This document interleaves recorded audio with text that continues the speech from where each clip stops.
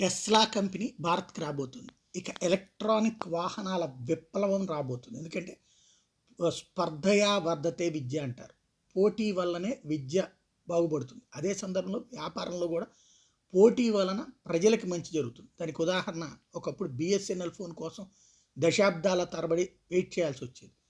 Gas cylinder కోసం దశాబ్దాల తరబడి వెయిట్ చేయాల్సి వచ్చింది. ఆ రంగంలో ప్రైవేట్ సెక్టర్ ప్రవేశించాక ఇవాళ phone calls free, WhatsApp calls free, Telegram calls free, ఇట్లాంటి ఫ్రీ కాల్స్తో పాటుగా ఇప్పుడు ఎన్ని మార్పు చేర్పులు జరుగుతున్నాయి. ముందే డబ్బులు కట్టేసి ఫోన్లు వాడుకోవడం దగ్గర అసలు వాడు ఫోన్ లేనోడే లేడు. మరి దశాబ్దాల తరబడి ఉన్నటువంటి బిఎస్ఎన్ఎల్ ఎందుకు చేయలేకపోయింది అంటే అదే తేడానమాట. అంటే పోటీ వలన వస్తున్నటువంటి ఒక ప్రయోజనం. అట్లాంటిది ఇప్పుడు ఎలక్ట్రిక్ కార్ల వ్యవస్థలో ఇండియన్సే ఉన్నారు. పోటీ పెద్దగా పెరగల. మామూలు వెహికల్స్ కంటే రేట్లు ఎక్కువ ఉన్నాయి. అదే సందర్భంలో ఛార్జింగ్ తక్కువ ఉంటుంది, ఛార్జింగ్ పాయింట్లు తక్కువ ఉన్నాయి.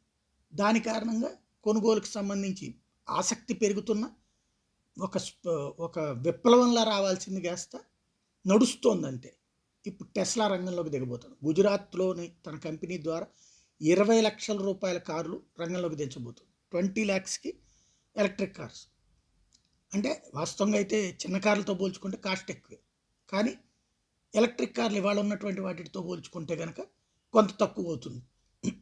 ఈ నేపథ్యంలో 2 నెలల్లో ప్రొడక్షన్ ఇండియాలో పెట్టబోతున్నారు కాబట్టి ఏం జరుగుతుందో చూడాలి.